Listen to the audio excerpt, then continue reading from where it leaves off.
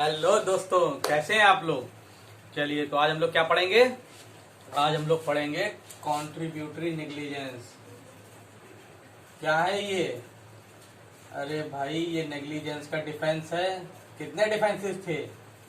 Contributory negligence कितने defences पढ़ाए थे मैंने, बताइए। 6। तो 6 डिफेंसेस में पहला डिफेंस कौन सा था, कॉन्ट्रीब्यूटरी नेग्लिजेंस। बाकी सब तो हम लोग जनरल डिफेंस में पढ़ ही लिए थे। वॉलेंटी नॉन फिट इंजूरिया था, एक्ट ऑफ गॉड था, ठीक है। तो यहाँ पर हम लोग को क्या पढ़ना है, कॉन्ट्रीब्यूटरी नेग्लिजेंस। चलिए, क्या होता है। जब भी कोई किसी के ऊपर केस करता है नेग्लिजेंस का, ठीक है, अगर वो नेग्लिजेंस दोनों के एक्ट से हुआ है, ठीक है, दोनों के प्लेंटिफ और डिफेंडेंट के दोनों के कंट्रीब्यूशन से अगर कोई नेग्लिजेंस हुआ है, तो अगर प्लेंटिफ केस करता है तो डिफेंडेंट कंट्रीब्यूटरी नेग्लिजेंस का डिफेंस ले लेगा। छोटा सा टॉपिक है, ठीक है, सिंपल सा है कि नहीं है। वो कहेगा माय लॉर्ड, डिफेंडेंट साहब का भी इसमें कंट्रीब्यूशन है, ठीक है, तब ये नेग्लिजेंस हुआ है, नेग्लिजेंस ऑफ टॉर्ट, तो ये भी लायबल हैं। तो कोर्ट देखेगी और कोर्ट इसको कंट्रीब्यूटरी नेग्लिजेंस को एज ए डिफेंस एक्सेप्ट भी करती है। चलिए, और तो कुछ इसमें है नहीं, केसेस देखने हमें, अभी सब समझ में आ जाएगा आपको, कोई दिक्कत नहीं आएगी। Butterfield versus Forrester. Butterfield versus Forrester, क्या हुआ था भाई इसमें। चलिए, तो बटरफील्ड वर्सेस फॉरेस्टर में क्या हुआ था। बटरफील्ड वर्सेस फॉरेस्टर में डिफेंडेंट जो था, ठीक है, डिफेंडेंट जो था उसने एक हाईवे पे एक पोल डाल रखा था, ठीक है। क्या हुआ था, डिफेंडेंट ने हाईवे पे एक पोल डाल रखा था। प्लेंटिफ अपने तांगे से बहुत तेजी में जा रहा था उसी हाईवे से, ठीक है, और वो उसी पोल से टकरा के इंजर्ड हो जाता है, ठीक है। तब जब प्लेंटिफ जब केस करता है तो डिफेंडेंट कहता है कि माय लॉर्ड, ये कॉन्ट्रीब्यूटरी नेग्लिजेंस है। क्यों, क्योंकि अगर प्लेंटिफ अगर ड्यू केयर में आ रहा होता तो उसे पोल दिख जाता 100 गज पहले ही, 100 यार्ड्स पहले ही उसे वो पोल दिख जाता और ये एक्सीडेंट नहीं होता। कोर्ट ने ये बात मान ली। कोर्ट ने इसमें कह दिया क्योंकि अगर प्लेंटिफ, ठीक है, प्लेंटिफ अगर अपने पार्ट पे, ठीक है, नेग्लिजेंस नहीं प्रूव कर पा रहा है, ठीक, कि अगर प्लेंटिफ अपने पार्ट पे नेग्लिजेंस प्रूव नहीं कर पा रहा है तो defendant not liable, defendant not liable, ठीक। उसे ये प्रूव करना पड़ेगा प्लेंटिफ को डिफेंडेंट को लायबल करने के लिए कि मैंने ड्यू केयर किया लेकिन फिर भी एक्सीडेंट हो गया। तो इसमें ये ऐसा प्रूफ नहीं कर पाता, इसलिए एक्सीडेंट हो जाता है। तो इसमें कोर्ट को लगता है कि इसमें भी कुछ ना कुछ अभी लूप होल है यार, कॉन्ट्रीब्यूटरी नेग्लिजेंस डिसाइड नहीं हो पा रहा है कि कैसे कौन लायबल होगा कौन नहीं होगा, क्योंकि नेग्लिजेंस तो दोनों के पार्ट पे है, ठीक है। तो कोर्ट ने फिर एक चीज डेवलप की, क्या, rule of last opportunity. Rule of last opportunity, ये क्या होता है अभी बताते हैं। कुछ केसेस पहले नोट कर लेते हैं, फिर इसके बारे में बात करते हैं।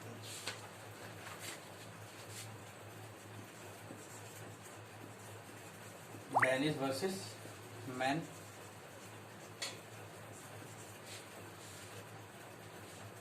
British Columbia Electric Company versus Loach, British Columbia Electric Company versus Loach. और भी कोई है, बस यही दोनों है, ठीक। चलिए, रूल ऑफ लास्ट अपॉर्चुनिटी क्या होगा, इसका मतलब ये है, कोर्ट ने ये कहा देखो, जिसके पास अगर कॉन्ट्रीब्यूटरी नेग्लिजेंस का केस है, जिसके पार्ट पे जिसके पास लास्ट अपॉर्चुनिटी है उस नेग्लिजेंस को अवॉइड करने की, ठीक है, उस रॉन्गफुल एक्ट को होने से रोकने की, जिसके पास लास्ट अपॉर्चुनिटी है, ठीक है, और वो एक ऑर्डिनरी मैन और ड्यू केयर की तरह अगर वो उस अपॉर्चुनिटी को रोकने के लिए अगर एक्सरसाइज, कोई भी एक्ट एक्सरसाइज नहीं करता है तो भाई वही लायबल होगा। समझ में आ रही बात की नहीं? चलिए केसेस देखते हैं, तब समझ में आएगा आपको। डेनिस वर्सेस मैन में क्या हुआ था, एक आदमी था, ठीक है, उसने क्या किया, अपना गधा, अपना डंकी जो है वो हाईवे पे ही बांध दिया। हाईवे जो था वो ज्यादा चौड़ा नहीं था, पतला ही था, ठीक, उसी हाईवे पे उसने अपना गधा बांध दिया। तो क्या हुआ, डिफेंडेंट जो है वहां से बहुत तेजी में अपना तांगा लेके जा रहा था, घोड़े वाला, ठीक, और वो इतनी तेजी में था कि वो गधे को कुचलता हुआ निकल गया और गधे की डेथ हो गई, ठीक। गधे का जो मालिक होता है वो केस करता है, डिफेंडेंट कहता है कि माय लॉर्ड कॉन्ट्रीब्यूटरी नेग्लिजेंस है, इन्होंने हाईवे पे अपना टंकी बांधा क्यों, ये जानते बांधा तो इसका मतलब इन्हें नहीं पता था कि एक्सीडेंट हो सकता है। तो कोर्ट कहती है नहीं, क्यों, वो rule of last opportunity apply कर देती है कि अगर तुम अपना अगर तांगा इतनी तेजी में ना लेके आ रहे होते तो एक्सीडेंट नहीं होता, तो इसलिए इसमें वो लायबल हो जाता है।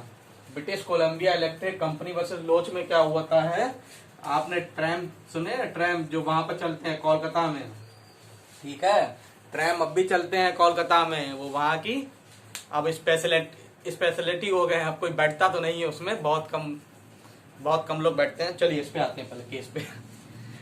British Columbia Electric Company versus लोच में क्या हुआ था, एक आदमी ने अपनी गाड़ी जो है, जो ट्रैमवे जो चलते हैं तो वो रोड पर ही चलते हैं, रोड पर ही उनकी पटरियां बिछी होती हैं, ठीक है, साइड में लोग चल रहे होते हैं, गाड़ियां चल रही होती है और साइड से वो भी निकलता है। आप कोलकाता जाएंगे तो पार्क स्ट्रीट एरिया है, वहां पर आपको ये सब देखने को मिल जाएगा। बहुत कम एरिया में चलते हैं लेकिन चलते अब भी हैं। तो क्या हुआ, तो उसने अपना ट्रैम जहां चलता है उसकी पटरियों पे ही अपनी गाड़ी खड़ी कर दी, ठीक है। अब ट्रैम वहां से बहुत तेजी में आ रहा था और उसने एक्सीडेंट हो जाता है, ठीक। वो कहता है, जब वो केस करता है तो ट्रैम कंपनी ये कहती है कि इनके पार्ट पे गलती थी, ये क्यों इन्होंने वहां पे पार्क कर दिया। तो कोर्ट कहती है नहीं, लास्ट अपॉर्चुनिटी आपके पास थी, अगर आप चाहते, अगर आप सही टाइम पे ब्रेक लगा देते। एक बात ये भी इस केस में फैक्ट निकल के आया था कि जो ट्राम जो चल रहा था उसकी ब्रेकें सही से नहीं थी, ठीक है, अगर ब्रेकें उसमें सही होती तो वो ब्रेक लग जाती और नहीं होता, नेग्लिजेंस नहीं होता और एक्सीडेंट नहीं होता। तो ये सब डिसाइड करने के बाद भी कोर्ट को ये रियलाइज हो रहा है कि यार गलती दोनों को पार्ट पे हो रही है, ठीक है, लायबल एक ही पार्टी हो पा रहा है कि नहीं हो रहा है। अरे भाई अब इसी केस का एग्जाम्पल ले लें, तो अगर वो पहले इनिशियल में अगर वो पटरियों के ऊपर पार्क ही ना करता तो ऐसी कोई बात ही नहीं आती। एक तो वो पार्क भी कर रहा है, ऊपर से डिफेंडेंट लायबल भी हो रहा है, ठीक। तो कोर्ट में अब इससे भी सेटिस्फाई नहीं हो पा रहा है, ये अनसेटिस्फैक्ट्री हो रहा है। तो क्या किया उन्होंने, एक एक्ट पास किया। कौन सा एक्ट? लॉ रिफॉर्म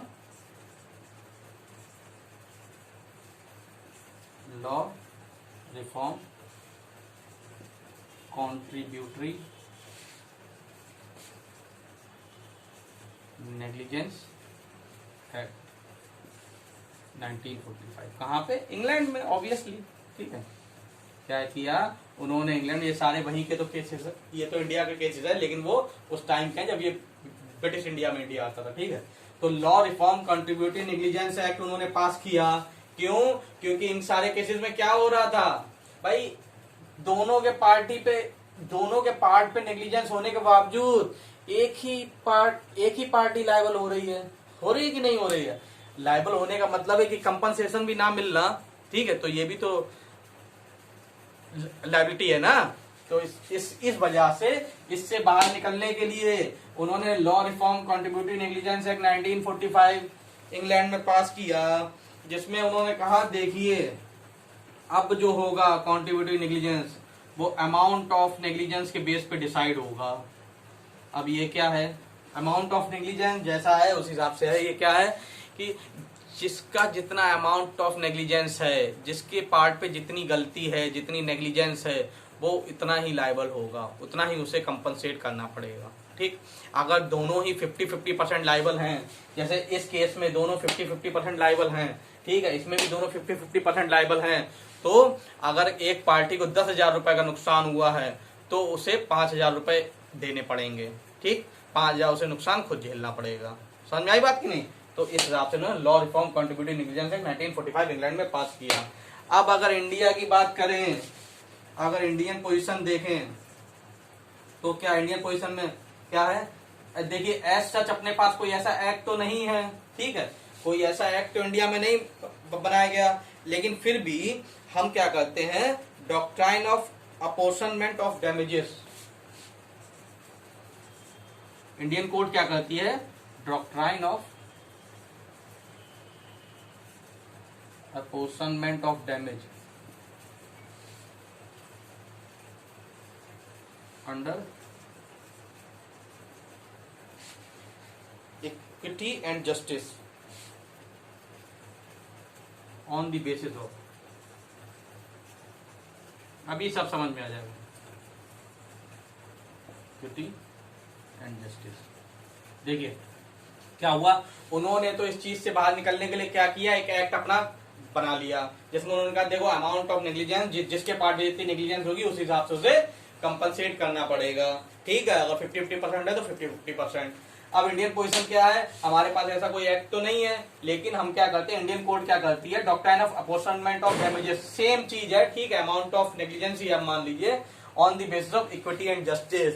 पूरा टॉर्ट आपने इंट्रोडक्टरी अगर देखा हो तो पूरा टॉर्ट किस पे, जस्ट फेयर एंड रीजनेबल पे बेस्ड है। एक कॉमन मैन जिसे अच्छा लगता है, मतलब जो जैसा सोचता है कि भाई इतना इतना ठीक होगा, ठीक है, अगर दोनों पार्ट पे गलती है तो हर कोई ये कहेगा यार जितना नुकसान हुआ है आधा आधा झेल लो, है कि नहीं, यही टॉर्ट कहना चाह रहा है, यही ये कहना चाह रहा है। चलिए अब केसेस देखते हैं, अभी सब समझ में आ जाएगा, केसेस से तो सभी से समझ में आ जाता है। और टॉर्ट है क्या, जैसे बेयरक जो होते हैं सेक्शन पढ़ने से समझ में आते हैं ना, वैसे ही ये केस पढ़ने से समझ में आता है कि क्या कहना चाहता है ये, ठीक है, समझ में तो आ रहा है ना आप लोगों के। चलिए तो क्या देखना है हमें, केसेस देखने हैं। रूरल ट्रांसपोर्ट कंपनी वर्सेस बजलम बीवी, ये केस हम लोग पहले भी पढ़ चुके हैं, कमेंट करके बताइएगा कहाँ पे, ठीक है।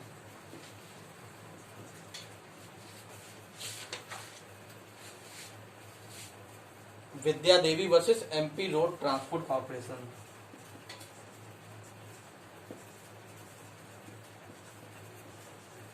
MP Road Transport corporation.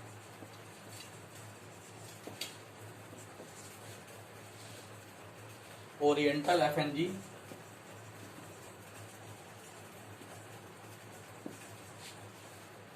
Insurance Company versus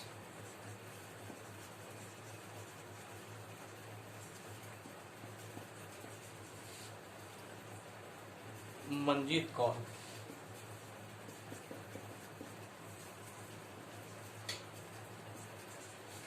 आखिरी याचूक वर्सेस, ये याचूक तो वहीं का केस है लेकिन ये पूछा जा चुका है इसलिए यहाँ पर लिखा जा रहा है, ठीक है। याचूक वर्सेस ओलाइवर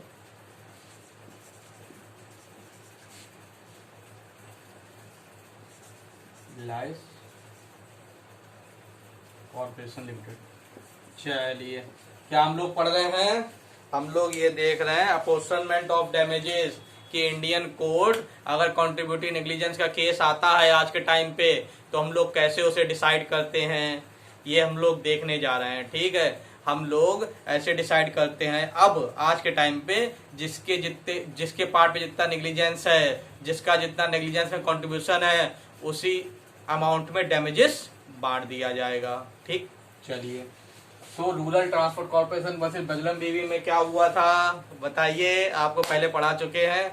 इसमें क्या हुआ था, बस ड्राइवर जो है वो एक आदमी को, बस ड्राइवर और कंडक्टर एक आदमी को बस की छत पे बैठ के ट्रेवल करने के लिए अलाउड कर देते हैं, ठीक है। तो जब वो बस जो है जब टेक ओवर कर रहा होता है, काट रहा होता है, तो फिर वो आदमी एक डंगाल में टकरा जाता है, नीचे गिर जाता है, उसकी डेथ हो जाती है। कोर्ट कहता है देखो नेग्लिजेंस तो दोनों पार्ट पे है, ठीक है, बस कंडक्टर की ओर से भी और जो पैसेंजर ने खुद ही बैठा उसे भी तो पता था कि हम बस के ऊपर बैठ जाएंगे तो क्या होगा, मैं इंजर्ड हो सकता हूँ। तो कोर्ट ने कहा देखो भाई इसमें दोनों का 50-50% है, तो 16,000 रुपए कंपनसेशन अलाउड हुआ था इसमें, ठीक है, 16,000 रुपए अलाउड हुआ था इसमें। कोर्ट ने कहा था 8,000 रुपए दे दो, क्योंकि हाफ हाफ हो जाएगा ना, ठीक। Vidya Devi versus MP Road Transport Corporation में क्या हुआ था, देखिए ये एमपी हाई कोर्ट का केस था। इसमें हाँ एक मोटरसाइकिल वाला था, ठीक है, मोटरसाइकिल वाला एक बस से उसका एक्सीडेंट हो जाता है, ठीक। तो जब fact of the case check करते हैं कि उसमें किसकी गलती है, तो पता चलता है कि मोटरसाइकिल वाले की 2/3 गलती है और बस वाले की 1/3 गलती है, ठीक। इसमें उन्हें पता चला कि जो प्लेंटिफ है उसकी गलती कितनी है, 2/3, और जो डिफेंडेंट है उसकी गलती जो है 1/3, ठीक। तो वो क्या करते हैं, 33,000 रुपए कंपनसेशन पास होता है, ठीक, कि 33,000 रुपए भाई 33,000 का प्लेंटिफ को लॉस होता है, ठीक।